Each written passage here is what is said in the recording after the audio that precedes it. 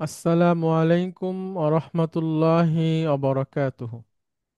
ওয়ালাইকুম আসসালাম ওরহমতুল্লাহি ওবরাকাতুহু। আলহামদুলিল্লাহ, আলহামদুলিল্লাহি রব্বিল আলামিন, ওয়াল আকিবাতু লিল মুত্তাকিন, ওয়াসসালাতু ওয়াসসালামু আলা রাসূলিহিল আমিন, ওয়া আলা আলিহি আত-তাইয়িবিন আত-তাহিরিন, ওয়া আলা যাওজাতিহি উম্মাহাতুল মুমিনিন, ওয়া সাল্লাল্লাহু আলাইহি ওয়া আলা আলিহি ওয়া সাহবিহি আজমাইন। আউযু বিল্লাহি মিনাশ শাইতানির রাজীম। বিসমিল্লাহির রহমানির রহিম। রব্বিশ রহলি সদরি ওয়াইয়াসসিরলি আমরি ওয়াহলুল উকদাতাম মিন লিসানি ইয়াফকাহু কওলি। আপনাদের সবাইকে স্বাগত জানাচ্ছি আজকের ক্লাসে। আজকে আমাদের 12তম দিন, অর্থাৎ আমরা অর্ধেক সময়টা পার করেছি আর কি। আমাদের যে এক একটা সেশন 3 মাসের, সেটার তো 12টা দিন আমরা শেষ করেছি। আর 12টা দিনে আশা করি আরো 12টা সূরা আমরা পড়বো ছোট ছোট দেখে। তাহলে অনেকগুলা সূরা আমাদের শেখা হয়ে যাবে। এবং তারপরে আমরা একটা ছোট পরীক্ষা নিব, যে সেখানে কিছু বাক্যের বিশ্লেষণ, কিছু শব্দের বিশ্লেষণ, কিছু কিছু বাক্যের হচ্ছে যে উম, সম্ভাব্য তাফসীর, কিছু সূরার হচ্ছে শানে নুজুল, এরকম কিছু কিছু দেখে আপনারা যেন একটু আবার রিভাইজ করতে পারেন, পড়তে পারেন। সেভাবে করে আমরা নেওয়ার চেষ্টা করব, আপনাদের সাথে পরামর্শ করেই কিভাবে নিলে আপনাদের জন্য সুবিধা হবে। আর যেই সূরাগুলো আমরা ইতিমধ্যে শিখেছি এবং সামনে শিখব ছোট ছোট, এগুলাকে আমরা মুখস্থ করে ফেলার চেষ্টা করব। মানে যেন আমাদের মুখস্থ থাকে। তো মুখস্থ থাকলো, এরপরে দেখেও পড়তে পারি, বুঝি। তারপরে তার শানে নজুল জানি, শব্দের অর্থ জানি। ব্যাস, এটাই অনেক কিছু আর কি, মানে শেখার দিক থেকে। এরপরে তাদাব্বুর যেটা, এটা নিয়ে চিন্তা করা। হুম, হ্যাঁ, তাদাব্বুর যেটা চিন্তা করা, সেটা আস্তে আস্তে হবে। হ্যাঁ, আচ্ছা, আমাকে 1 মিনিট সময় দিবেন।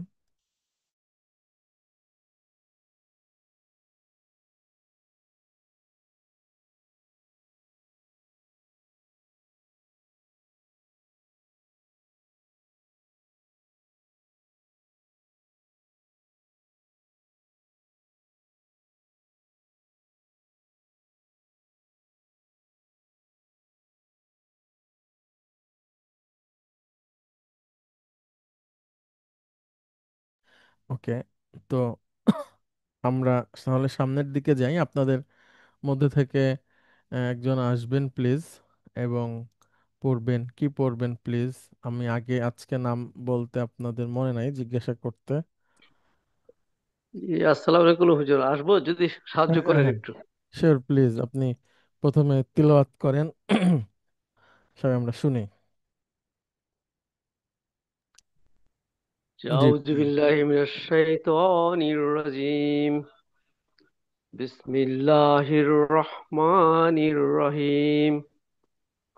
আরাইতাল্লাযী ইউকাযযিবু বিদ্দীন ফাযালিকাল্লাযী ইয়াদউল ইয়াতীম ওয়ালা ইয়া ওয়ালা ইয়াহুদ্দু আলা তাআমিল মিসকিন।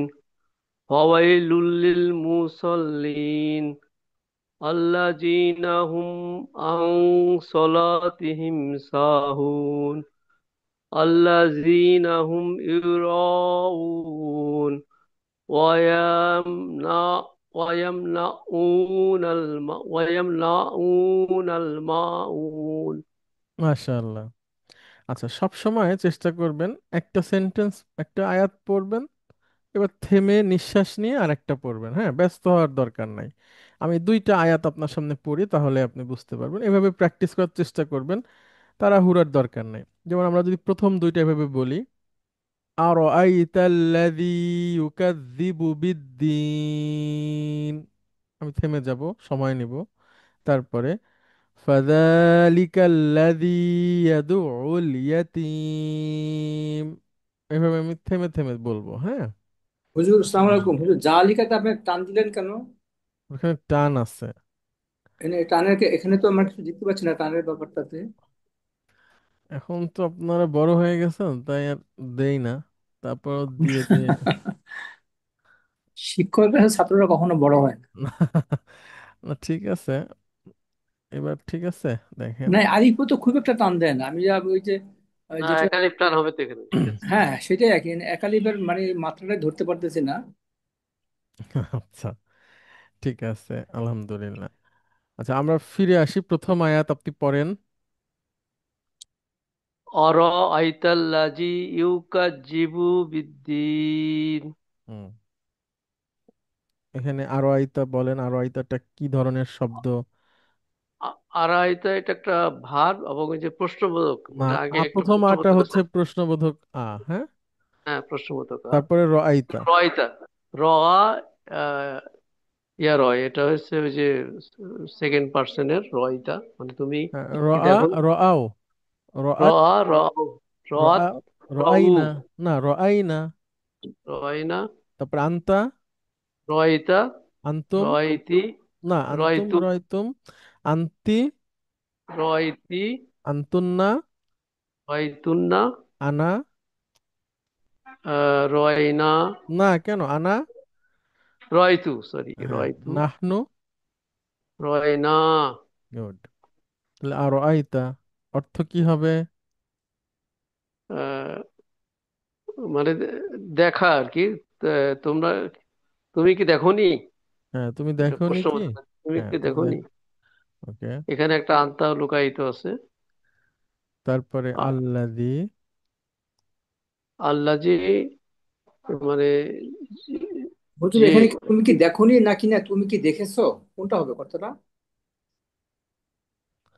তুমি দেখো, তুমি, আচ্ছা তুমি দেখেছো এটা তো কি? এটা তো ইয়ে তুমি তো দেখেছো কি? মাদি ভার। হ্যাঁ, তুমি দেখেছো কি? হ্যাঁ, তো দেখোনি এই শব্দটার মাত্র একটু মানে দেখোনি একটু কোথাও অর্থগত পার্থক্য থাকে। যে একটা ঘটনা ঘটেছে, তুমি দেখোনি, এরকম কিছু একটা। আর দেখেছো অর্থাৎ তুমি কি কখনো কিছু হ্যাঁ, দেখেছো? দেখেছো বলতে তো ইয়ে বোঝায়, এটা তো আচ্ছা, আমি বলি, মুদারি হয়ে যায়। আমি বলি আমার আইতা, তখন অর্থ হয় তুমি দেখোনি কি। হ্যাঁ হ্যাঁ, রাইট রাইট। তুমি আচ্ছা, দেখোনি কি, হ্যাঁ হ্যাঁ মা হ্যাঁ, থাকতে ঠিক পারে। আছে, একটা মা যদি আমার মা আর আইতা। আচ্ছা, তুমি দেখোনি কি, আচ্ছা, আরো আইতা, তুমি তুমি দেখেছো কি, এটা অসুবিধা নাই, চলবে। তুমি দেখ, তুমি আর তুমি, তো তুমি ওইটা কি, কিছুটা বর্তমানের অর্থ হয়ে যায় না, তুমি কি, দেখেছো কি। উম, না আর না কেন, এ, এটা তো দেখা শেষ হয়ে গেছে, তোমার চোখে কি পড়েনি, বা তুমি তোমার চোখে না, পড়েছে? এটা মাদির অর্থে দেখোনিটাই একটু আমার মনে হয় বেশি শুদ্ধ হয়। তুমি হ্যাঁ কি সেটাই, দেখোনি, হ্যাঁ, মানে অতীত হয়ে গেছে। আর তুমি কি, অতীত। তুমি দেখেছো কি, মানে আমি বর্তমানের সাথে না না, সামঞ্জস্য ঠিক রেখে আছে, বলছি। তুমি দেখেছো কি ওইটাও মাদি হবে, অসুবিধা নেই। আচ্ছা, ঠিক আছে, তুমি দেখোনি কি আমি না বলে আমরা তুমি দেখেছো কিও বলা যাবে, হ্যাঁ, আপনারটা বেশি শুদ্ধ, মোহাম্মদ মুস্তফা। আমি আমার মতো করে লিখছি আর কি, অত না ভেবে। ঠিক আছে। আচ্ছা, তারপরে বলেন আল্লাযী। আল্লাহ জি তো এটা প্রোনাউন, মানে ওকে মিন করছে যে, না, তার- প্রোনাউন না, তার- এটা হচ্ছে, এটাকে রিলেটিভ প্রোনাউন, ঠিক আছে। এবং আরো আইতা, তুমি দেখেছো কি, কি দেখেছো, কাকে দেখেছো, তাকে দেখেছো কি, আল্লাযী, হ্যাঁ, তাকে দেখেছো কি, ওইটা অবজেক্ট। অবজেক্ট হ্যাঁ, সবসময় কি হয়? কাকে, জি হুজুর। অবজেক্ট কি হয় সবসময়, মারফু, মানসুব মানসুব নাকি ভাই, মাজরুর? হ্যাঁ, মানসুব ভাই। তো এটা অবজেক্ট। তুমি দেখেছো কি, প্রথমে তো প্রশ্ন, তো কি কাকে, তাকে। কি কাকে দেখেছো, মানে এই যে কারণে আল্লাহ যেটা মানসুব হয়ে আল্লাদি, গেল। হ্যাঁ, আল্লাদি অর্থ আল্লাহ জি মানে যে, যে, তো এটা যখন অবজেক্ট হয়ে যাবে তখন কে হয়ে যাবে, যাকে বা তাকে, ঠিক আছে, যাকে বা তাকে। তুমি তাকে দেখেছো কি, তুমি তাকে দেখেছো কি। আচ্ছা, যে তারপরে তুমি ইউকাযযিবু। ইউকাজ্জিবু, আহ, মানে মিথ্যা বলা। না না, সেটা পরে, এটা হল কি ধরনের শব্দ? এটা তো ওই যে কাজাবা ইউ উম, কাজিবু, ওই যে না, ভার্ব এটা। কাদাবা না, ভার্ব। কাজ্জাবা। কাজ্জাবা। Form two. আপনি কি কা- নোটটা কাজ পড়ছেন, আমাদের নোটটা? নোটটা তো পড়ার দিয়েছে তো, শেষে এত পড়ার সময় পাইনি। আচ্ছা, কাজাবা ইউ কাজিবু, হ্যাঁ, না? এখানে মাদি একটা ভার্ব। পার্থক্য আছে দেখেন। কাদিবা, কাদিবা ইয়াক যাবু, এটার মানে হচ্ছে মিথ্যা বলা। ঠিক আছে, সামিয়া থেকে। আচ্ছা, আর আমরা এখন যেটা পড়ছি সেটা হচ্ছে কাযযাবা ইউকাযযিবু। এটা মানে হচ্ছে মিথ্যা বলে ঘোষণা করা বা মিথ্যা বলে সত্যায়ন করা, মানে কোনো কিছুকে মানে নিজে বলা, মানে আপনি নিজে মিথ্যা বললেন, আপনাকে জিজ্ঞেস করা হলো যে আপনি কি গেছিলেন, আপনি বললেন না বা হ্যাঁ, মিথ্যা। আরেকটা হচ্ছে যে ওইটা যে মিথ্যা এটা আপনি সত্যায়ন করছেন, হ্যাঁ, যে হ্যাঁ ওইটা মিথ্যা প্রতিপন্ন করা, যে হ্যাঁ ওইটা মিথ্যা, আপনি এটা মিথ্যা বলে ঘোষণা দিচ্ছেন। আর একটা মিথ্যাকে আপনি নিশ্চিত করছেন যে হ্যাঁ সেটা মিথ্যা। এটা হচ্ছে কাযযাবা ইউকাযযিবু। তাহলে কাযিবা যেটা আছে, কাযিবা সামিয়া থেকে, একটু চেক করি। এটা হলো মিথ্যা বলা, আর হ্যাঁ, কাজাবা ইউ কাজিবু না, এটা মিথ্যা। কাযাবা ইয়াকযিবু, কাযাবা ইয়াকযিবু মিথ্যা বলা। আর কাযিবা থেকে হয় না, সরি, এটা দরাবা ইয়াদ্রিবু থেকে হবে। কাযাবা ইয়াকযিবু, ঠিক আছে, কাযাবা ইয়াকযিবু, এটা অর্থ হচ্ছে মিথ্যা বলা, মিথ্যা মনে, মিথ্যা বলা, হ্যাঁ। আর কাযযাবা ইউকাযযিবু, এটা হচ্ছে কোনো কিছুকে মিথ্যা বলে ঘোষণা করা, সাক্ষ্য দেয়া। সাক্ষ্য দেয়া, এরকম। তাহলে তুমি বলেন, আরো আইতা, তুমি তুমি দেখেছো কি? দেখেছো কি? আল্লাযী তাকে, তাকে আচ্ছা, ইউকাযযিবু, মিথ্যা বলে বা সে সে মিথ্যা সে সাক্ষ্য দেয়। মিথ্যা মিথ্যা ঘোষণা করে বা মিথ্যা প্রতিপন্ন করে, তা যে মিথ্যা প্রতিপন্ন করে বা সে মিথ্যা প্রতিপন্ন করে। ওকে, বিদ্দিন। দিন মানে দিনকে, ওই না, এটা একসাথে বিচার। সব কি ধরনের শব্দ? এটা জার মাজরুর, জার জার মাজরুর। মাজরুর। ই ওকে, বাজে। দিন। দিন আমরা সূরা ফাতিহায় পড়েছি ইয়াউমিদ্দিন, সেটা ইয়াউম আছে, মানে হচ্ছে প্রতিদান দিবস। আর এখানে হচ্ছে প্রতিদান, তো আমি প্রতিদান দিবস লিখে ফেলেছি, এটা ভুল। আপনি শুধু প্রতিদান বলতে পারেন, দিবসের কথা নাই আসলে। তো বা যদি আমরা, বিচার দিনের বলতে পারি, বা বিচার না, দিন। বিচারের বা প্রতিদানের, এই যে ফেরত হবে আখিরাতে সেটার, তো ভাব অর্থে বিচার দিবসও বলা যায়, মানে ওই অর্থে, কিন্তু ওইখানে দিবস কথাটা নাই যেটা সূরা ফাতিহাতে আছে। ওকে, তাহলে অর্থ বলেন, পুরোটার অর্থ কি হবে? আহ, তুমি কি তাকে দেখেছো যে বিচার দিবসকে মিথ্যা বলে প্রতিপন্ন করে বা সাক্ষ্য দেয়? Good, good. আচ্ছা, এখানে একটা উম, বিষয় আপনাদের সামনে আমি একটু নিয়ে আসি, সেটা হলো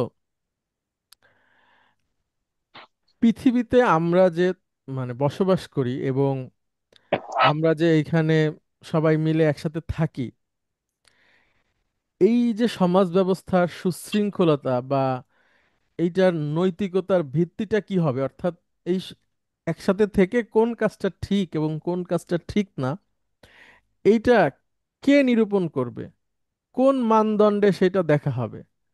মনে করেন যে আহ, আ- আমি কারো 10 টাকা তাকে ঠকালাম বা কারো 20 টাকা আমি মেরে দিলাম আর কি।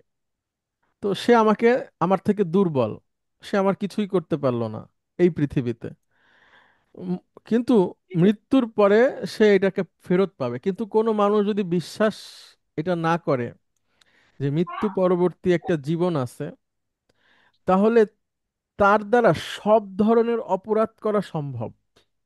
হ্যাঁ, যেমন আমরা অনেক সময় অনেক ধরনের অপরাধ বা পাপের সাথে জড়িত হই, তখন আমাদের ভিতরে যারা মৃত্যু পরবর্তী জীবনকে বিশ্বাস করে, কোনো একটা জায়গা থেকে নিজের সাথে কথা বলা যায় যে আমি ওকে যদি ঠকাই, তাহলে এখন আমি, যদি কিছু না হয় আমার মৃত্যুর পরে আমার বিচার হবে, তখন আমাকে তাকে এটা দিতে হবে।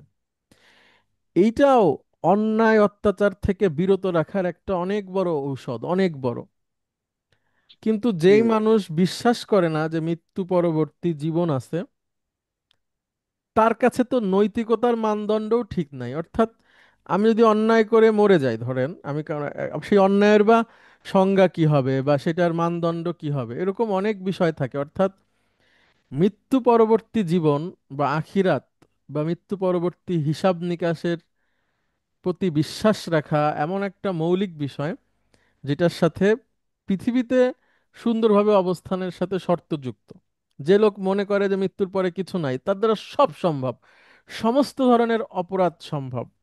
আমি একজনকে চিনি, আমাদের এক বড় ভাই, তার বন্ধু, তো তাকে বলে, এক বন্ধু আর একজনকে বলে আর কি যে আল্লাহ যে কোরআনুল কারিমে যা কিছু বলছে এই ভয় দেখাইছে আসলে, এগুলো আসলে উনি করবেন না। এবং সে এটাকে অনেক গোপনে গোপনে সত্যি ভাবে বা প্রচারও করে যে আল্লাহ যা বলছেন ওগুলো এমনি লোকজনের ভয় দেখাইছেন, ওরকম শাস্তি দেবে নাকি, এভাবে বলে।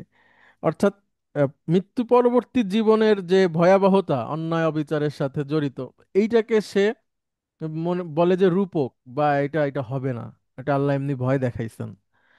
তা আমার সামনে কখনো বলেনি, আমি শুনছি, তো আমার সামনে বলে না বলে আমি তো আর বলতে পারি না। তো আমার সামনে যদি কখনো বলে তখন হয়তো তাহলে ভালো করে জিজ্ঞেস করা যাবে ব্যাপারটা কি। তো মৃত্যু পরবর্তী জীবনের সাথে অনেক কিছু সম্পর্কিত। হ্যাঁ, আমরা একটা উদাহরণ আপনাদের দেখাই, একটু সবাই মনোযোগ দিবেন, আমি এটা আগে এনে রেখে দিছি। এটা হচ্ছে 1920 সালের একটা ঘটনা। হ্যাঁ, 1920 সালে এটাকে America, United state of America, তারা একটা, তাদের কংগ্রেসে একটা বিল পাস করে। সেটা হচ্ছে মদ নিষিদ্ধ করে তারা। এবং এইখানে আপনার ছবি দেখছেন, এটা বিবিসির একটা রিপোর্ট, এখানে আছে খুব সুন্দর করে লেখা, আরো অনেক জায়গাতে আছে। এটা হচ্ছে প্রহিবিশন এজ বলে আর কি, ওদের নিষিদ্ধ যুগ। এটা লিখে সার্চ দিলেও পাবেন। অনেক ভালো সুন্দর একটা ইতিহাস আর কি। তো ওরা ওদের যে সংবিধান আছে সেটার 18তম সংবিধান সংশোধনী করে।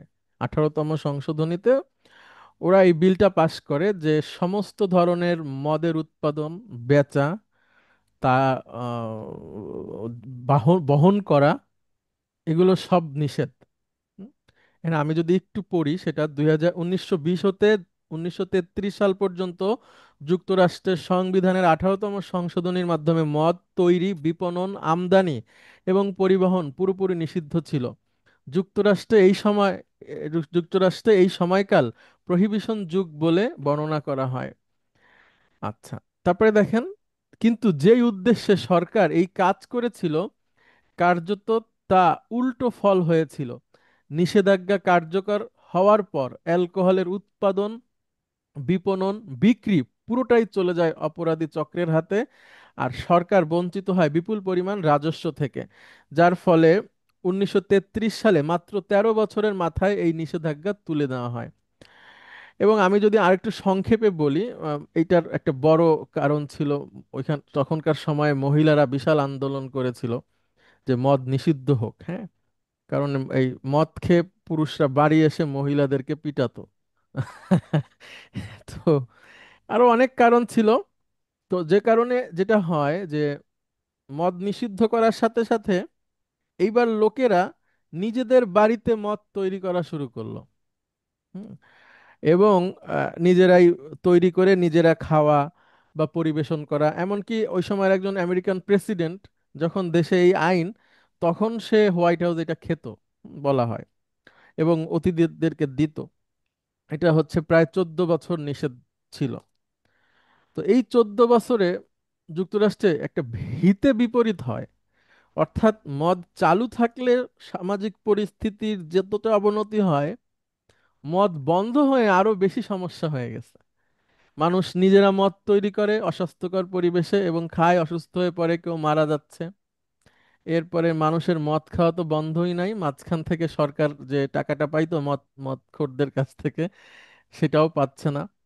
সব মিলিয়ে একটা খুবই ভয়াবহ পরিস্থিতি তৈরি হলো, খুবই। তো দেখেন, মদ নিষিদ্ধ হলো এবং দেখেন এখানে একটা ছবি আছে, ছবিটা আমি আমার কাছে খুব ভালো লাগছে। দেখেন, অনেকটা মনে করেন বাংলাদেশে যদি কখনো এমন হয় যে হুজুররা ক্ষমতা নিছে, দখল করে ফেলছে, তখন কি করবে হুজুররা? সাধারণত যেসব জিনিসের বিরোধী, মনে করেন মদ তো হুজুররা খায় না, বা যারা খায় তাদেরও অপছন্দ করে, তো তখন তো তারা তাদেরকে টিটকারি করবে যে মদ এখন নিষিদ্ধ, যে খাবা তাকে ধরে কিন্তু পিটানো হবে। এইখানে এই একটা সাইনবোর্ড আছে, এটা লিখ, এরকম কথা লেখা আছে, হ্যাঁ, যে এখানে মদ বিক্রি হয় না, সুতরাং মদখোর প্লিজ স্টে আউট, হ্যাঁ, এখান থেকে চলে যাও, বের হও। তো এবং সব হাসি মুখে আছে। তো এটা একটা সুন্দর সময় ছিল যখন ওরা শুরু করেছিল, কিন্তু এটা টেকেনি, হিতে বিপরীত হয়েছে। আচ্ছা, এখন আমরা একটা হাদিস পড়ি, আপনাদের মধ্যে থেকে একজন আসেন প্লিজ, যার চোখে সমস্যা নাই, মানে পড়তে পারবেন। আহ, নাজমুল হাসান, এটা কি পড়া যাচ্ছে? আপনি বাংলাটা পড়তে পারবেন? জি, পড়তে পারবো হুজুর। হ্যাঁ হ্যাঁ, প্লিজ একটু পড়েন, সবাই শুনবেন। আচ্ছা, পরিচ্ছেদ রাস্তায় মদ ঢেলে দেয়া। আহ মোহাম্মদ ইবনু আব্দুর রহিম আবু ইয়াহিয়া রহমতুল্লাহ আলাই আনাস রাজিয়াল্লাহু আনহু থেকে বর্ণিত, তিনি বলেন, একদিন আমি আবু তালহার বাড়িতে লোকজনকে শরাব পান করাচ্ছিলাম। সে সময় লোকেরা ফাজিক শরাব ব্যবহার করতেন। রাসূলুল্লাহ সাল্লাল্লাহু আলাইহি ওয়াসাল্লাম এক ব্যক্তিকে আদেশ করলেন যেন সে এ মর্মে ঘোষণা দেয় যে, সাবধান, শরাব এখন থেকে হারাম করে দেওয়া হয়েছে। আবু তালহা রাজিয়াল্লাহু আনহু আমাকে বললেন, বাইরে যাও এবং সমস্ত শরাব ঢেলে দাও। আমি বাইরে গেলাম এবং সমস্ত শরাব রাস্তায় ঢেলে দিলাম। আনাস রাজিয়াল্লাহু আনহু বলেন, সেদিন মদিনার অলিতে গলিতে শরাবের প্লাবন বয়ে গিয়েছিল। তখন কেউ কেউ বলল, এক দল লোক নিহত হয়েছে, অথচ তাদের পেটে শরাব ছিল। তখন এ আয়াত নাজিল হলো, যারা ঈমান আনে ও সৎকর্ম করে, তারা পূর্বে যা কিছু পানাহার করেছে তার জন্য তাদের কোনো গুনাহ হবে না।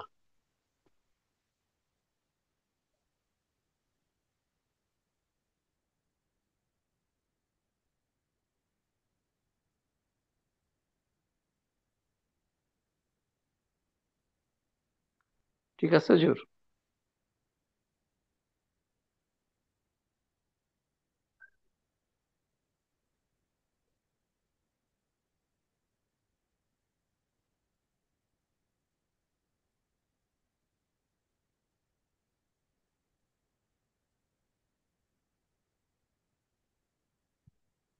হুজুর কি শুনতে পাচ্ছেন? ও, সরি সরি, আমার এটা মাইক বন্ধ ছিল। দেখেন, এখন আমি আপনাকে প্রশ্নটা করি, সেটা হচ্ছে যে এই যে আমেরিকাতে যে 1920 সাল থেকে 1933 সাল পর্যন্ত প্রহিবিশন এজ, হ্যাঁ, ছিল তাদের মদ নিষেধ, ওই সময়টার সাথে মদিনার এই সময়টার তুলনামূলক পার্থক্য যদি আপনাকে করতে বলা হয়, হ্যাঁ, তাহলে আপনি কিভাবে জিনিসটাকে বলবেন? আমরা শেষের অংশটুকু আমাদের দরকার নাই, যে যাদের পেটে শরাব ছিল তাদের কি হবে, মানে এটা হলো যে যারা ইন্তেকাল করছেন তাদের কি হবে? মদ তো হারাম হয়ে গেল বা নিষিদ্ধ হয়ে গেল, তো আল্লাহ বললেন যে নিষিদ্ধ এখন থেকে এটা হবে, আগে যা হয়েছে ওইটা নিয়ে ব্যাপার না। তো আপনি এই হাদিসটা পড়ে আর আমেরিকার এই যে 14 বছরের মদ নিষিদ্ধের ইতিহাস, এটার মধ্যে তুলনামূলক পার্থক্য কিভাবে করবেন আপনি, যদি বলেন আপনার মতো করে, এখানে নোটিসেবল জিনিসটা কি? নাজমুল হাসান, আপনি কি শুনতে পাচ্ছেন? এই যে শুনতে পাচ্ছি, চিন্তা করছি হুজুর কি।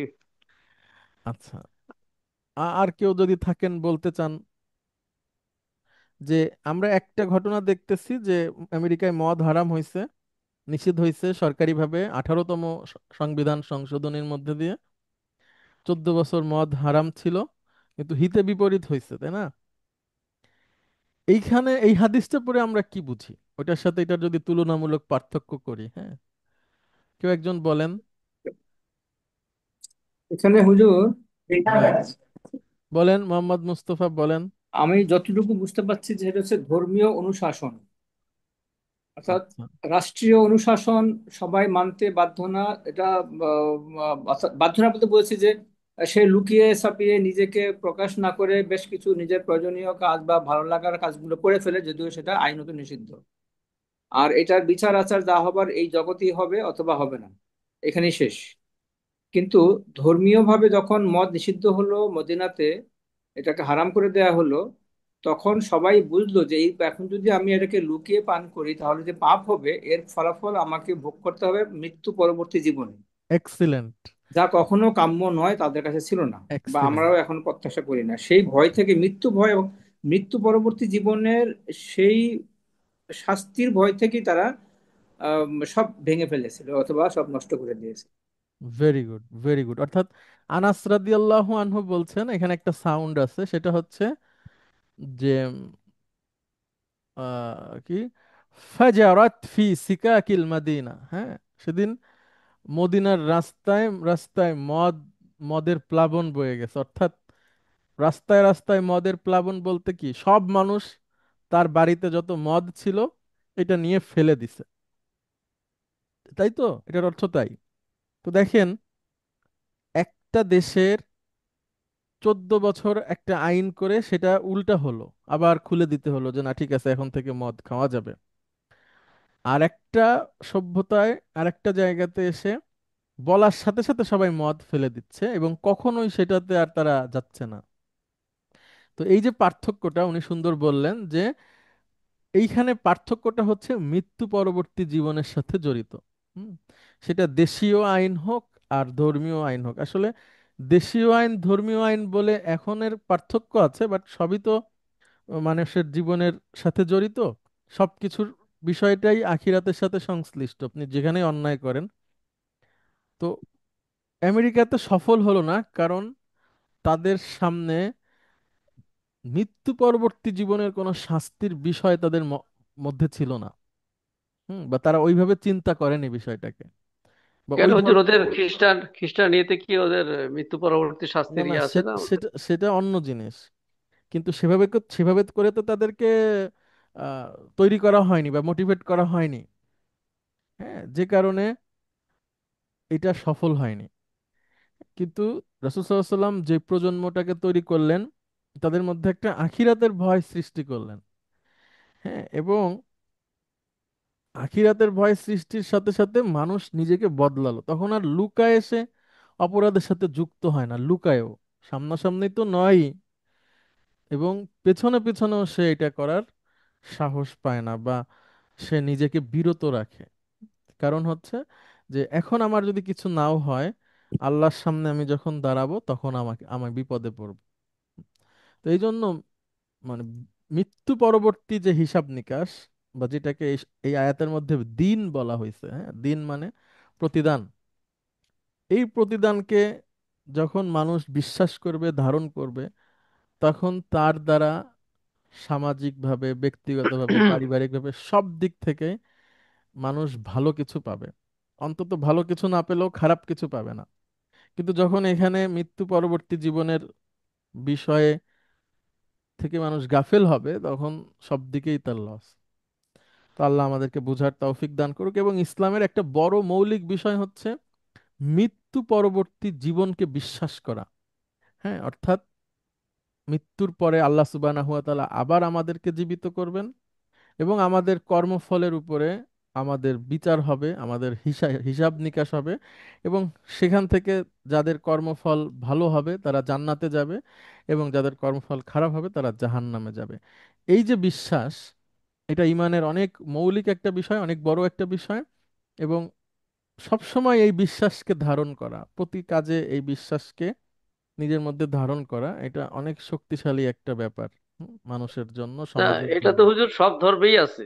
ওদের তো ভালো করলে এই প্রতিদান ভালো পাবা, খারাপ করলে। তুমি তো কিন্তু ব্যাপারটাকে ওরা দুনিয়াটা আসলে নোটিস করতেছো দুনিয়াটাকে না, নাজমু। সেটা না হচ্ছে না, যে আছে। নোটিস দুনিয়াটাকে দেখো, করি। প্রাধান্য তারা অর্থাৎ বেশি দেয়। যারা মদিনাতে যে ঘটনাটা ঘটেছিল সেটা হচ্ছে তাদেরকে মোটিভেট করে করে ধর্মের এই বিষয়টাকে তাদের ভিতরে ঢুকে দেওয়া হয়েছে যে তুমি, অর্থাৎ এখানে তোমাকে আমি বিচার করলাম না এই এই জগতে, বাট তোমার বিচার কিন্তু শেষ জগতে হবে, এবং এটা প্রত্যেকে বিশ্বাস করতো, মানে ধর্মীয় অনুভূতিটা। বাট আমেরিকাতে যেটা ঘটেছিল, সেখানে কোনো ধর্মীয় ব্যাপার ছিল না, শুধু রাষ্ট্রীয় আইন ছিল।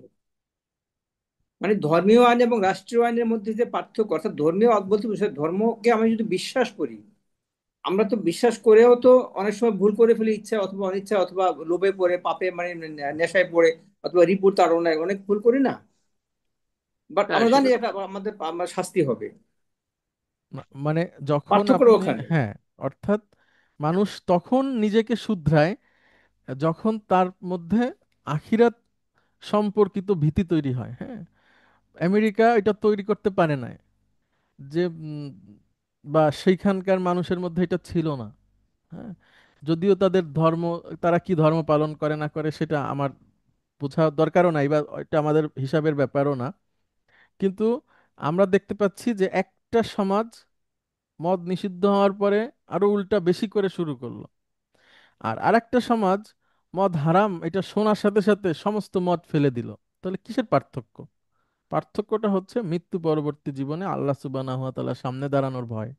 আমি যদি লুকায় মদ খাই, কে আমাকে শাস্তি দিবে?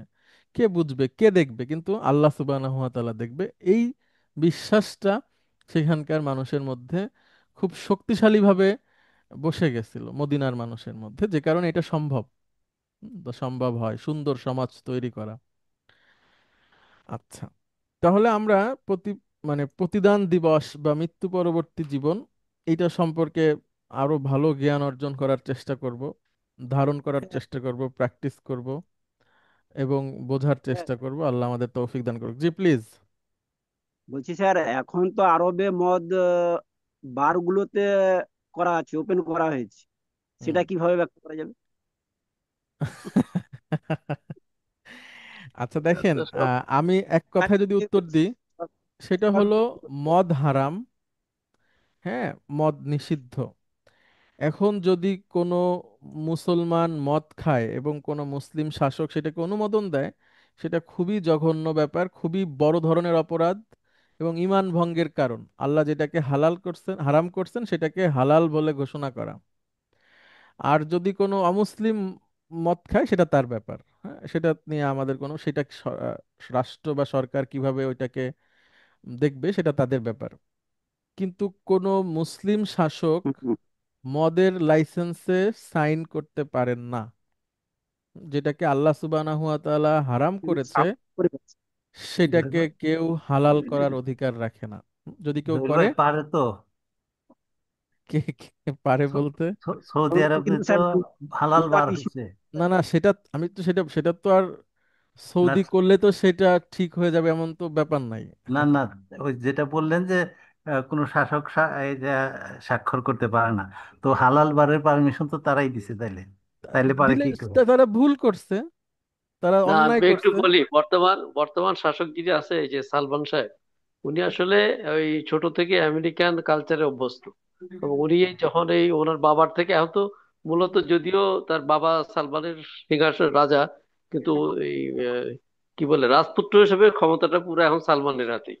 তার নাম যার হচ্ছে ফলে উনি মোহাম্মদ। ওই মোহাম্মদ। হ্যাঁ হ্যাঁ মোহাম্মদ, ওনার কালচারটা পুরা এমন ভাবে আমেরিকান কালচারটা এমন ভাবে সৌদি আরবে বসে গেছে যে আমরা অনেকে বসে করতাম, মানে আমেরিকাকে যখন কোনো খারাপ কিছু বলতাম, সৌদি ছেলেগুলা বলতো কেন ওরা খারাপ কি করেছে, ওরা তো আমাদের দেশকে অনেক উন্নয়ন করে দিয়েছে, ওরা অবশ্যই আমাদের ভালো ভালো বন্ধু। এইভাবে তারা মানে প্রতিবাদ করতো। না, ইসলামের কোনো একটা বিষয় যদি নিষেধ থাকে, সেটা সৌদি আরব করলে তো সেটা সঠিক হবে না।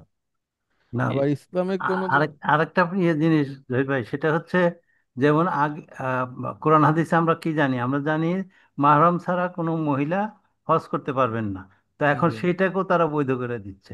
এখন যে কোনো মহিলা যে কোনো ভাবে যার তার সঙ্গে যে হজ করতে পারবে, উমরা করতে পারবে। এটা কোরআন কোরআন সুন্নাহর সম্পূর্ণ পরিপন্থী হয়ে গেল না? অবশ্যই অবশ্যই। তো তাইলে এইটা স্যার এটা আর যে, আমরা তো অনুসরণ করি সৌদি না আরবকেই। না না, আমরা অনুসরণ সৌদি আরবকে কেন করব?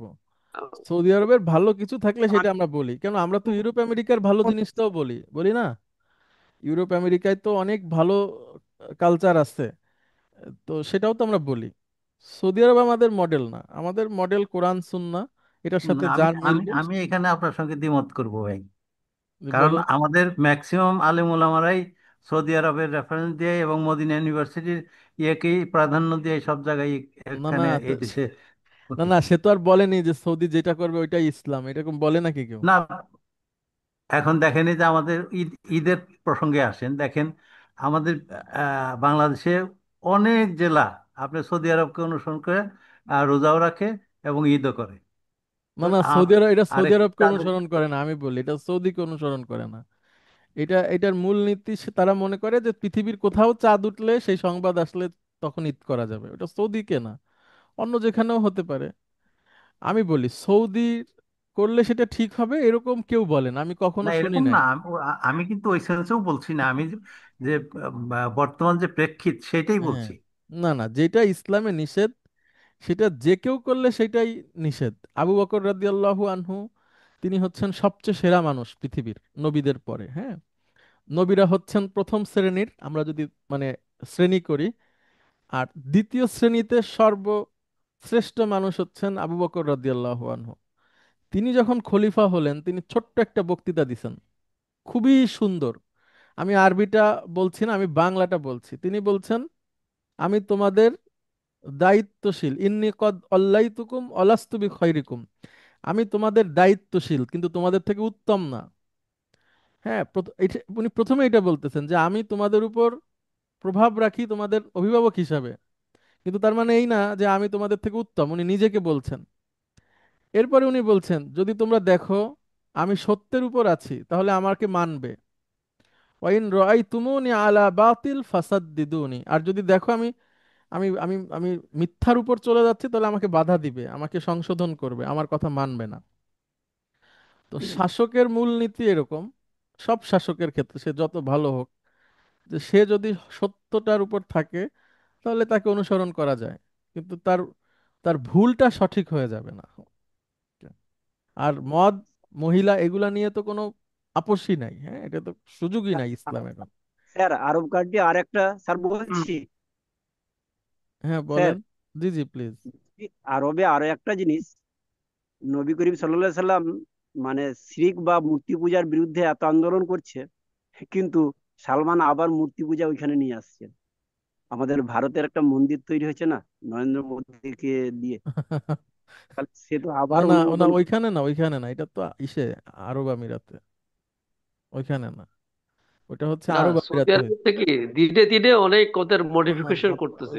আমি সাইদুল ইসলাম ভাই যেটা বলছেন না ওটা আরব আমিরাতে, ওটা সৌদি আরবে না, না, যাই হোক। হ্যাঁ, আমি বলি সৌদি আর হোক আর বাংলাদেশ হোক, এটা এটা আমাদের মানদণ্ড না, হ্যাঁ। আমাদের থেকে সৌদি অনেক কিছুতে ভালো, আবার আমরাও সৌদির থেকে অনেক কিছুতে ভালো, এটা এটা এটা নির্ভর করে অনেক কোরআন সুন্নাহর মানদণ্ডের উপরে। কেউ কেউ শতভাগ শুদ্ধ না, আর কেউ শতভাগ ভুল না, আসলে আমাদেরকে শুদ্ধটা মানতে হবে আর কি। আর কে কেন কোনটা করে এটা সে ভালো বলতে পারবে। আচ্ছা, আমরা না আমাদের এখন, প্রসঙ্গে, জি প্লিজ। না বলতেছি একটা মুসলিম রাষ্ট্র হিসাবে আমরা তো কাউকে কাউকে ফলো করব। যেমন সৌদি না না আরবকে তো না, আমরা এতদিন, এটা তো হ্যাঁ, ভুল। মুসলিম রাষ্ট্র হিসেবে আপনি কেন ফলো করবেন? আমি তো আপনাকে আবু বকর রাদিয়াল্লাহু আনহুর কথাটা বললাম, উনি তো সবচেয়ে শ্রেষ্ঠ মানুষ, তাই না? যদি জি জি। ফলো করা যায় তাকে ছাড়া আর কারকে করা যাবে? তো উনিই বলতেছেন যে আমি যদি সত্যের উপর থাকি তাহলে আমাকে অনুসরণ করবা। না, সেটারই তো পরম্পরা সৌদি আরব থেকে চলে আসছে, এই না কারণে না না মানুষ না, সৌদি সেটার আরবকে পরম্পরা মাধ্যম হিসেবে না ধরে না উঠছে। না না, সেটার পরম্পরা সৌদি আরব থেকে আসছে কে বলছে? সো এই শাসকদের স্যার আর একটা কথা, শাসকদের তো পদস্খলন হয়েছে সময় সময় অবশ্যই, হ্যাঁ। আর সেটাই শাসকরা বলছি, তো ধীরে ধীরে মানুষ, পদক্ষেপ নিচ্ছে। শাসকরা মানুষ, তাদের তো তারা তারা ফেরেশতা না বা নবী না, মানে সরি নবীরাও মানুষ, তো তাদের ভুল হবে, এটা স্বাভাবিক। জি সাইদুল ইসলাম ভাই বলেন। বলছি স্যার যে কোরআন বলছে আতিউল্লাহ আতিউর রসুল্লাহ ও উলিল আমরি মিনকুম, তো এই উলিল আমরিটা তাহলে আমরা কাকে ভাববো?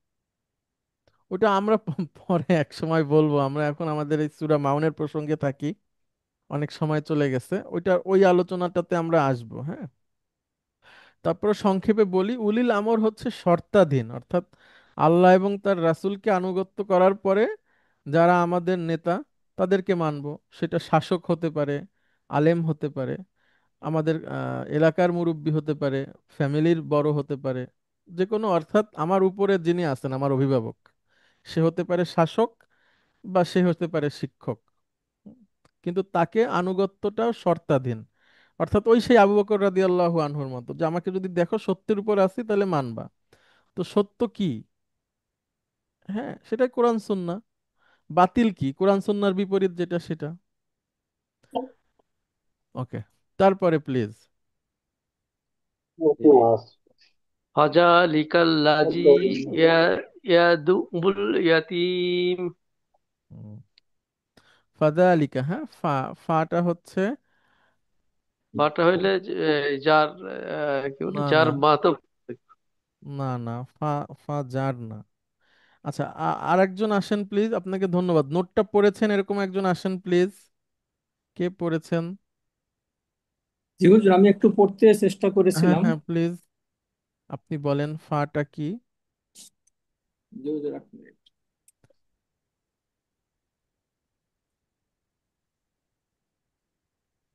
পাঠা হচ্ছে আপনার হরফুল আতফ, যেটা হ্যাঁ, পর্যালোচনামূলক আত একটা হরফ। ওকে, আর জালিকা হচ্ছে মুক্তাদা। জালকা হচ্ছে আপনার, হ্যাঁ, ইসমুল ইশারা অথবা মুক্তাদা। মুক্তাদা। এটা মারফু অবস্থায় আছে। আল্লাদি, ফাদালিকা অর্থ হচ্ছে অতপর, ওই বা এই, হ্যাঁ। এই বই, হ্যাঁ, জালিকা ফাজালিকাল লাজি। ইয়াদু, ইয়াদু মানে জাস্ট ঠেলে দেওয়া, ধাক্কা দেওয়া। আল্লাদি, আল্লাদি এটা হচ্ছে যিনি, খবর।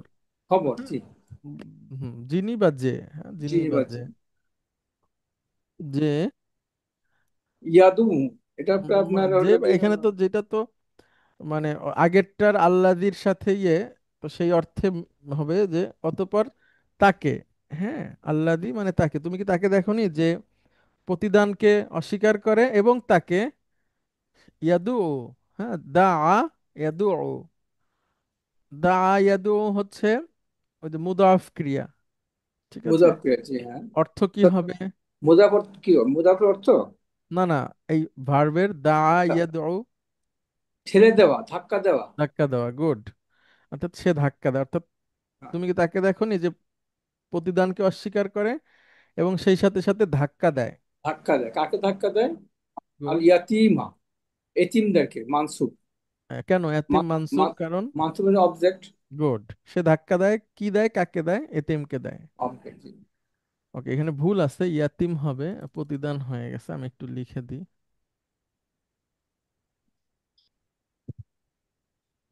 আচ্ছা, ইয়াতিমকে, আচ্ছা বলেন তো এতিম কাকে বলে?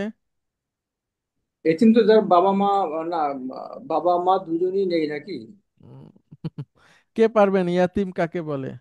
যার বাবা নাকি নেই বাবা, স্যার, বাবা নেই, মা আছে, মা আছে, যার বাবা, বাবা হ্যাঁ, নেই বাবা মা নেই, মা আছে, আছে। না, উকিল সাহেব বলেন, নাজমুল ভাই, নাজমুল সাহেব বলেন। এতিম কি? তো বাবা আইন, নেই, বাবা না থাকলে তো এতিম বলে। আইনের সংজ্ঞায় বাবা নাই, তাহলে আপনি কি এতিম? না। হ্যাঁ, 18 আমি তো বছরের এখন নিচে এতিম। হ্যাঁ, নাবালক, এখন তো নাবালক এতিম। হতে হবে। আচ্ছা, কে আজকে একজন না বলো। বলতেছেন নাবালক সাবালক, কে বলছেন? আমি বলছি স্যার, হ্যাঁ হ্যাঁ, বলেন। বলছি বাবা থাকবে আ- না আ- এবং আ- নাবালক হবে, 18 তবে সে বছরের গুড, নিচে দেখুন, গুড। না, 18 বছর না, 18 বছর তো সে বালেগ হয়ে যায়। সাবালক না হওয়া পর্যন্ত, হ্যাঁ হ্যাঁ, অর্থাৎ বাবা নেই এবং নাবালক। সাবালক না হওয়া পর্যন্ত। হ্যাঁ, বাবা নেই, নাবালক, এই লোককে ইয়াতিম বলে। ঠিক আছে, ওকে। তাহলে ফাযালিকাল্লাযী ইয়াদুল ইয়াতিম কি হবে অর্থ? অর্থ হবে, আম, সে তো সেই লোক যে এতিমকে ধাক্কা দিয়ে সরিয়ে দেয় অর্থাৎ, বা তাড়িয়ে দেয়। হ্যাঁ, তাহলে তুমি কি দেখোনি যে মিথ্যা প্রতিপন্ন করে প্রতিদানকে এবং এতিমকে, ধাক্কা দিয়ে সরিয়ে দেয়। গুড, এতিমকে ধাক্কা দিয়ে সরিয়ে দেয়। আচ্ছা, তারপরে, ওয়ালা ওয়ালা ইয়াহুদ্দু হুম, আলা তোয়ামিল মিসকিন। গুড। ওয়ালা, ওয়ালা মানে না, এখানে আবার নাটা, লাটা হচ্ছে আপনার লা নাফিয়া। গুড, লা নাফিয়া আপনার মুদারের আগে বসে মুদারের অর্থকে নাবোধক করে দেয়। গুড, এবং না, ওয়ালা হাদ, ইয়াহুদ্দু, ইয়াহুদ্দু হচ্ছে মুদারি। গুড, হাদ্দা ইয়াহুদ্দুর অর্থটা ইয়াহুদ্দু। হচ্ছে আপনার কি হবে যেন বলে গেলাম, আপনার উৎসাহ দেওয়া। আচ্ছা, হাদ্দা ইয়াহুদ্দু কোন বাব হাত, থেকে আসছে? জি। কোন বাব, মানে এটা, আসলে এই হাদ, বাঁকটা আমি ভালো মনে রাখতে পারি না, তবে এটা হচ্ছে আপনার, আপনার ডিরেক্ট ফর্ম টু, এটা বুঝতে পারি। হাদ্দা ইয়াহুদ্দু, হ্যাঁ, গুড, ডিরাইভড ফ্রম টু, হা দদ দদ, হ্যাঁ, হাত দোয়াত দল। ওকে। না না, ওলা ডিরাইভড ফ্রম ইহুদ্দু টু না, এবং কি, sorry sorry, derived from to না, ও না, এটা সরি, ওয়ান। নাসারাই আনসুর। এটা এটা হুম ওয়ান ওয়ান, হুম, সরি সরি। দরাবা থেকে, এই নাসারা বরাবর। থেকে, হ্যাঁ নাসারা টু তো থেকে। হলে শুধু হাত সেকেন্ডারি জদা দুইবার হয়ে আসে। যেত, জি জি জি। ওকে, তাহলে ইয়াহুদ্দু মানে হচ্ছে উৎসাহ দেয়। উৎসাহ দেখায় না। না না, আলা হ্যাঁ উৎসাহ দেখায় না, আর যদি আগে দেখায় থেকে না, অর্থ যেহেতু করে ওখানে লা ফেলি। নাফিয়া আছে। হুম। আচ্ছা, ওয়ালা ইহাদ্দু আলা তোয়ামিল মিসকিন, আলাটা মিসকিনদেরকে, কি? তোয়ামিল মানে হচ্ছে খাবার। আর আলা? আলা মানে আলা তোয়ামিল মানে হচ্ছে জার মাজরুর, গুড। তাহলে আলা তো খাবার দেওয়ার আমি, ব্যাপারে। খাবার মিসকিনদের দেওয়ার অথবা ব্যাপার। যারা আপনার নিডিদেরকে খাবার দেওয়ার ব্যাপারে যারা কোনো আগ্রহ দেখায় না। গুড। তাহলে কি কি প্রথম আয়াতে কার কথা বলা হয়েছে বলেন? প্রথম আয়াতে, হুম, না দেখে বলেন। হ্যাঁ, ইউকাজ্জিবু বিদ্দিন, দিনে ইউকাজ জিবুদ্দিন, হ্যাঁ। প্রতিদান। আচ্ছা, তুমি কি দেখোনি হুম। প্রতিদান দিবসকে যে অস্বীকার করে? গুড, তারপরে হচ্ছে ইয়াতিমকে। এটি ইয়াতিমকে না, ইয়াতিমকে, হ্যাঁ, ইয়াতিমকে ধাক্কা দিয়ে সরিয়ে দেয়। আর তৃতীয়, তৃতীয়ত বলা হচ্ছে যে তাদেরকে, মিসকিনদেরকে খাবার দেয় না, বা সেটাতে উৎসাহ দেয় না, হ্যাঁ। উৎসাহ দেয় না। আচ্ছা, মিসকিন কাকে বলে বলেন সংক্ষেপে, বা আপনি আপনার মতো বলেন, অসুবিধা নাই, যেটা জানেন। অভাবগ্রস্ত, যে অভাবগ্রস্ত, যে যার মানে সঙ্গতি নেই, খাবার বা দৈনন্দিন জীবন যাপনের জন্য প্রয়োজনীয় অর্থ সংগ্রহ গুড যার কাছে গুড নেই। Good good. হ্যাঁ, ফকির একটা অর্থ আছে, ফকির, হ্যাঁ ফকির মানে দরিদ্র। আর মিসকিন হচ্ছে আরেকটু নিচে, ফকির থেকেও অবস্থা খারাপ, বুঝতে পেরেছেন? ইয়াতিম হচ্ছে বাবা নাই, নাবালক সন্তান। ফকির হচ্ছে মনে করেন যে সম্পদ আছে কিন্তু চলে আর কি, হ্যাঁ মানে অভাবের মধ্যে চলে। আর মিসকিন মানে হচ্ছে চলে না। হ্যাঁ, মানে আরো আমরা আরো আমাদের সামাজিক কনটেক্সটে ভিক্ষুকদেরকে মিসকিন বলা যেতে না, পারে। ভিক্ষুক হ্যাঁ, কারণ আমরা মানে, হ্যাঁ, এখন না, যদি কেউ ভিক্ষুকের ভিক্ষা ভিক্ষুকের করে বাড়ি আলাদা। গাড়ি করে ভিন্ন কথা, মোবাইল ফোন ব্যবহার করে সেটা ভিন্ন ভিন্ন ব্যাপার। আমি বলতেছি যে একজন লোক তখনই ভিক্ষা করে যখন তার আসলে আর কোনো উপায় নেই, মানে হ্যাঁ হ্যাঁ হ্যাঁ আক্ষরিক হ্যাঁ, অর্থে তেমন হওয়ার কথা। জি জি আর জি জি। গরিব মানে ধরে নেন যে কায় ক্লাসের জীবন চলে যাচ্ছে, কারো কাছে হাত পাততে হচ্ছে না, কষ্ট হচ্ছে, আর কিন্তু আধা অভাব পেটে আছে, খেয়ে থাকে, অভাব আছে, হ্যাঁ অভাব অভাব আছে, আর আছে। মানে একবেলা বা দুই বেলা খেয়ে থাকে, তিন বেলা খেতে পারে না। বা ভালো, মৌলিক চাহিদাগুলো পূরণ হয় না, হ্যাঁ। জি জি জি। আবার ঢাকা আর শহরে কিন্তু ভিন্নতাও আছে জহির ভাই। এখানে জি। সিন্ডিকেশন আছে ভিখারিদের, অভাব তারা বিশাল আছে, বিশাল। এটাও আছে কিন্তু। আবার সৌদি আরবে গেলে শোনা যায় কুল্লু মিসকিন। আচ্ছা, আরবরা আমি একটা বলে নিউজ আমাদের। দেখেছিলাম, জাস্ট আমি যদিও অনেক বেশি গল্প হয়ে গেছে আজকে, এই যে এক ভিক্ষুক পুলিশের কাছে রিপোর্ট করেছে ওর মোবাইল ছিনতাই করে নিয়ে গেছে, এবং ও 15,000 টাকা দিয়ে একটা মোবাইল কিনেছিল গান শোনার জন্য, স্মার্টফোন, হ্যাঁ এবং ওখানে সে ইন্টারনেট ব্যবহার করতো, নলে সে গান শুনবে কেমন করে? হ্যাঁ, তাহলে শেষে সিন্ডিকেট মানে মেম্বার আর কি। তাহলে এই হ্যাঁ। যদি হয় ভিক্ষুকের অবস্থা, তাহলে তো আমাদের চাকরি বাকরি ছেড়ে ভিক্ষা করাই ভালো। আচ্ছা, না এটা তো আসলে ভালো আবার না। মাফ করুন, হ্যাঁ, তাহলে আমরা জি জি। সামনে আগাই। তাহলে মিসকিনদের খাবার, খাবার দানে উৎসাহ দেয় না বা উৎসাহ খাওয়ায় দেয় না। না, জি জি। আচ্ছা, এরপরে আরো কোরআনুল কারিমে এই ঠিক কাছাকাছি অনেক মানে অনেকগুলো আয়াত আছে, যেখানে একটা হুজুর আছে। এখানে মিসকিনের প্রশ্ন যেহেতু আসলো, মানে হাদিসের ভাষায় আবার হুম, মিসকিনের ব্যাখ্যা তো অন্যভাবে দেয়, যে যার অভাব আছে কিন্তু সে কাউকে বলতেও পারে না, চাইতেও পারে না, সে হলো প্রকৃত মিসকিন। আর যে মিসকিন সে তো চেয়ে এটাকে পূরণ করে নিচ্ছে। না এটা আমাদের সমাজে মানে হ্যাঁ, একটা হচ্ছে যে কাউকে বলে না, ঠিক আছে। কিন্তু সে- সে প্রচন্ড না না, অভাবগ্রস্ত, সে কিন্তু তাকে সে তাকে কাউকে তাকে বলতে তো পারে না, মিসকিন চাইতেও বলে না, পারে না। তাকে ফকির বলে। তাকে ফকির বলে, তা বুঝছেন মানে। ফকির কিন্তু প্রকৃত, মানে এখানে আরেকটা আছে না, প্রকৃত মিসকিন মিসকিন। হচ্ছে, না আর যে চায় তাকে সায়েল বলে। কোরআনুল কারিমে আয়াত আছে, হ্যাঁ, যে যারা চায় এবং চায় না, দুটো সেকশন যেমন বলা এটা হয়েছে। এটা সৌদি আরবেও দেখেছি, অনেকে আছে চায় না, কিন্তু ও জানে এর অভাবগ্রস্ত, তাকে দিয়ে দিয়ে ওইভাবে হাতে টাকা দিয়ে দেয়, ওই না ওইটাও রিয়াল দিয়ে। এমনি সৌদিরা এমনি মিসকিন বলে আমাদেরকে, জাতিগত ভাবে ওটা তা সেটা আলাদা, তো মানে অন্য আলাদা জিনিস। জিনিস, হ্যাঁ। আচ্ছা, তো তাহলে আর কোরআনের অন্য আয়াতের কথা আমি যেটা বলছিলাম, সেখানে আছে এরকম, জাহান্নামীদেরকে জিজ্ঞেস করা হবে যে কিসে তোমাদেরকে জাহান্নামে নিয়ে আসছে। তখন সে বলবে যে আমি সালাত আদায় করতাম না, মিসকিনদেরকে খাওয়াইতাম না, হ্যাঁ এরকম কয়েকটা কারণ সে বলবে।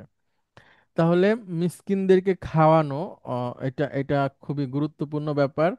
আল্লাহ সুবহানাহু ওয়া তাআলা রাসূল সাল্লাল্লাহু আলাইহি সাল্লামকে কিছু খারাপ মানুষের বৈশিষ্ট্য বলছেন আর কি। হ্যাঁ, খুবই।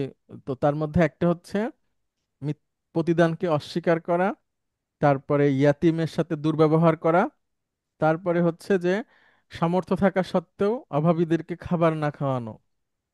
এটা পোলাও মাংস খাওয়াইতে হবে এমন না, আপনি যা খান সেটাই সে খাবে। উম, সেটাও। তারপরেও একজন মানুষ এখন সাধারণত যদি আমরা ধরি নিম্ন মধ্যবিত্ত, যে যে নিজে খেতে পারে, সে তো ডিম দিয়ে খায় বা মাছ দিয়ে খায়, সে সেটা খাওয়াবে, বা শুধু ডাল দিয়েও যদি খাওয়ায়, কিন্তু অর্থাৎ অভাবীকে খাওয়ানো এটা খুবই প্রয়োজন এবং খুব অনেক বড় ধরনের কাজ। আল্লাহ আমাদেরকে তৌফিক দান করুক। অনেক মানুষ আছে এখন বাংলাদেশে যারা হচ্ছে যে এরকম খাওয়ায়। আমি ঢাকাতেও এক জায়গায় দেখছি, সম্ভবত এটা হচ্ছে যে আপনার একটা একটা ওভারব্রিজ আছে, এটার নাম হলো মগবাজার ওভারব্রিজ থেকে নেমে আশেপাশে কোনো একটা জায়গাতে অনেক লম্বা লাইন করে দুপুরবেলায় দেখতেছি খাওয়ায়। তো একজন বললো যে এখানে প্রতিদিনই খাওয়ায়, অনেক মানুষ খাচ্ছে। তো বাংলাদেশের অনেক জায়গাতে এরকম আছে, আল্লাহ তাদেরকে সহযোগিতা করুক। এবং যে মিসকিনদেরকে খাদ্য খাওয়ানো অনেক বড় ফজিলত, আমরা এটা জেনে নিব এবং চেষ্টা করব অন্তত ওই খাওয়ানোর। বগুড়াতেও আছে জহির ভাই। তাই না? আচ্ছা। বগুড়াতে, জি, আকবরিয়া হোটেল। এটা তো বহু বছর যাবত খাওয়াচ্ছেন নাকি? লাস্ট অ্যাবাউট 100 ইয়ার্স নাকি? তো নাকি না আপনার জি, কাছাকাছি? এরকম এরকমই কথা ওদের। বগুড়ার দেখ, ওইটা। ওর জি, দাদা থেকে শুরু হয়ে দাদা বাবা এখন সন্তানটা করতেছে। মাশাআল্লাহ। এবং রাতের বেলা, প্রতিদিন রাতের বেলা একবার খাওয়ায় রাতে। প্রতি রাতের বেলা একবেলা, মানে যে কেউ এটা এখানে যাই খেতে পারে, যে কোনো কেউ, সমস্যা আমি নেই। আপনাকে গেলেও খেতে পারবো। জি জি জি। ওই ঢাকাতে ওই রাস্তার পাশে ফুটপাতে ওইখানেও দেখছি যে আপনার যে কেউই বসতে পারবে আর কি। ভালো, আলহামদুলিল্লাহ। তারপরে বলেন দেখেন। ফাওয়াইলুল লিল মুসাল্লিন। গুড। ফা, তো ওই যে তো আপনার পর্যালোচনামূলক হরফুল শব্দ। আতফ, এখানে এটা পর্যালোচনা অতঃপর পর্যালোচনামূলক ওয়াইলুন। একটা। হ্যাঁ, ওয়াইলুল মানে আসে এটা একটা দোয়া। দোয়ার উপরে, এটা কোনো নাউন, এটা কোনো ক্রিয়া না, এটা হ্যাঁ, এটা নাউন। নাউন, অর্থ মানে হচ্ছে তার ধ্বংস ধ্বংস হোক। হোক, ক্ষতিগ্রস্ত হোক, মানে গুড। তার অকল্যাণ কামনা করা হচ্ছে। গুড। ফাওয়াইলুল্লি অর্থাৎ অতঃপর ধ্বংস হোক বা তার অকল্যাণ হোক। লিল মুসাল লিল মুসাল্লিন। হুম। এটা সল্লা থেকে এসছে, এটা বোধহয় গুড। ইসমুল ফাইল। ইসমুল ফাইল। ইসমুল মুসাল্লিন ফাইল। গুড। নামাজ থেকে, অর্থাৎ নামাজ পড়া থেকে এসছে, অর্থাৎ যে নামাজি সে নামাজির অকল্যাণ হোক। গুড। মানে নামাজ যে পড়ে হ্যাঁ, এরকম নামাজ পড়া নামাজীদের অকল্যাণ হোক। সল্লা, অকল্যাণ। ইউ সল্লি। মুসল্লি। মুসল্লি কথাটা তো আমরা অনেক সময় বলি, এজন্য আমি একটু ব্যাখ্যা করছি। জি। আমরা 2 নাম্বার ফর্ম থেকে যখন কোনো কিছু বলি তখন সেটা যেভাবে বলি, যেমন লক্ষ্য করেন সবাই, আমরা একটা শব্দ বলি মুদাররিস, মানে হচ্ছে শিক্ষক। তাহলে দার রাসা ইউদাররিসু। ইউদাররিসু। তো এটাকে যখন আমি ইসমুল ফাইল বানাবো, সেটার নিয়ম হচ্ছে একটা মিম পেশ মু নিয়ে আসতে হবে। তাহলে মু দার রি সুন। সুন, মানে শিক্ষক। দার রাসা ইউদার রিসুর কাজটা যিনি করেন উনি হচ্ছেন শিক্ষক। সল্লা ইউসল্লি মানে হচ্ছে নামাজ পড়া, দোয়া করা, তাসবিহ করা। এক এক প্রসঙ্গে এক একটা অর্থ হয়, আমরা এখানে নামাজ অর্থে ধরি। সল্লা ইউসল্লি, এটাও হবে মু সল লি। মূলত ছিল মুসল্লিয়ুন, তো এটাকে সহজিক সহজিক অর্থে হয় হলো মুসল্লি।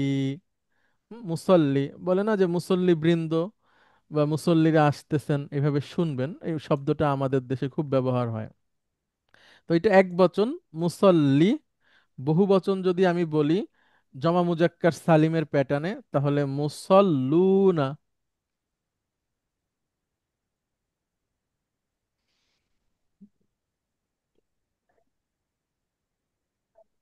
আর যদি মানসুব মাজরুর বলি মুসাল্লিনা।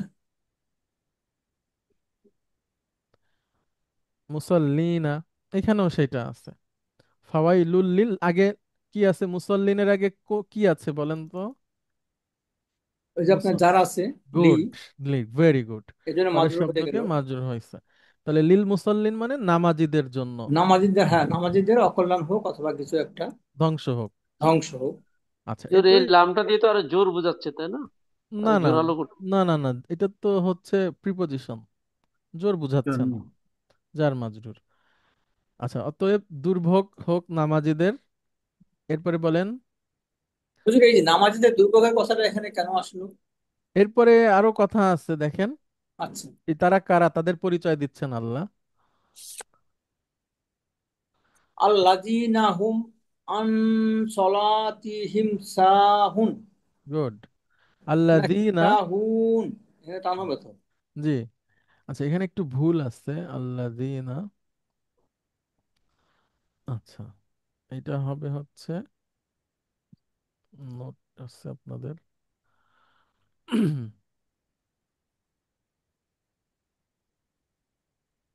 আচ্ছা, এখানে হলো এর আগে যে মুসল্লি আছে তাদের নাত আর কি, হ্যাঁ, এখানে ভুল লেখা আছে। নাত আমরা লিখলাম আপাতত, এভাবে লিখে রাখি। আচ্ছা, তাহলে আল্লাযীনা হচ্ছে ওই মুসল্লির নাত, হ্যাঁ, মুসাল্লিন নামাজি। না, জি। তো এই তাদের তাদের বৈশিষ্ট্য, যারা, আল্লাযীনা যারা, এবং দেখেন যারা, এবার আবার হুম, এখানে গুরুত্ব বোঝানো হয়, হ্যাঁ, অর্থাৎ পাশাপাশি দুইটা প্রোনাউন ব্যবহার করে কোনো ব্যক্তির জন্য বা কোনো গোষ্ঠীর জন্য যখন কোনো কথা নিয়ে আসা হয় তখন সেটাকে গুরুত্বপূর্ণ এবং সাহিত্যমণ্ডিত করা হয়। যারা, যারা, ওই যে ওরা, এভাবে আমরা বলি সুন্দর করে। তো তারাই, হুম হচ্ছে তারাই, অর্থাৎ মুসল্লিদের ধ্বংস হোক কারা, ওই সমস্ত মুসল্লিদের যারা, আন, আন সলাতিহিম, তারা তাদের নামাজের ব্যাপারে। আনটা হচ্ছে প্রিপজিশন, হ্যাঁ। প্রিপজিশন, তাহলে একটা জার মাজরুর হয়ে গেল এখানে, তাই না হুজুর? জি জি, আন সলাতিহিম। আবার হ্যাঁ, সলাতিহিম হচ্ছে ওটা আহ, আপনার, ওটা তো আপনার না, মুদাফ সলাত মুদাফ ইলাইহি, মুদাফ মুদাফিলাহি। এখানে ভুল আছে। আচ্ছা, আর সাহুন বলেন। তাহুন মানে উদাসীন। গুড। সাহুনের ইয়ে লেখা হয়েছে, রুট আপনাদের নোটে আছে দেখবেন। সা সা হা ওয়া, হ্যাঁ, সাহা ইয়াসহু। সাহা ইয়াসু। হ্যাঁ, সেখান থেকে আসছে ইসমুল ফাইল সাহুন, সাহিউন বহুবচন সাহুনা, আর এক মানসুব মাজরুর হলে সাহিনা হতো, হ্যাঁ। অর্থাৎ ইসমুল ফাইল মানে যে উদাসীন হয়েছে সালাতের ব্যাপারে, যে সমস্ত নামাজিরা তাদের সালাতের ব্যাপারে উদাসীন, হ্যাঁ।